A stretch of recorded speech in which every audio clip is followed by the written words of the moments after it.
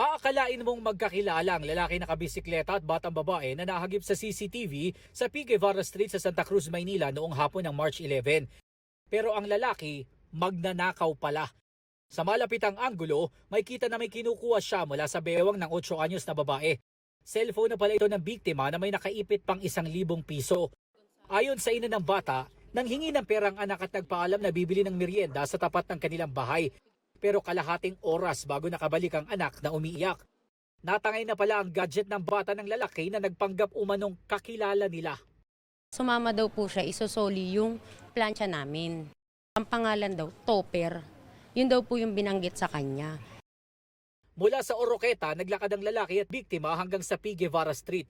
Dito na niya kinuha ang aabot sa 9,000 pesos na halaga ng cellphone at pera ng bata. May kita rin sa video na may hawak na karton ng bata habang pinipilit niyang maiwan ito sa bangketa. Sa hindi malamang dahilan, napapayag niya ang bata na huwag sumunod sa kanya.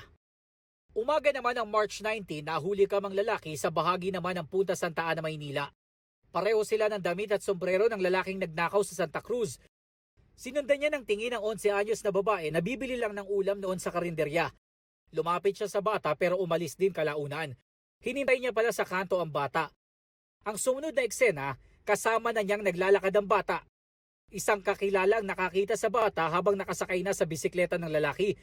Nag-alala raw ang kakilala dahil inaamoy-amoy ng lalaki ang buhok ng bata. Tinanong niya, kilala mo ba yan? Hindi. Pinababa niya yung anak ko. Nilagay niya po sa gilid niya, inawaan niya. Agad daw tumakas ang lalaki.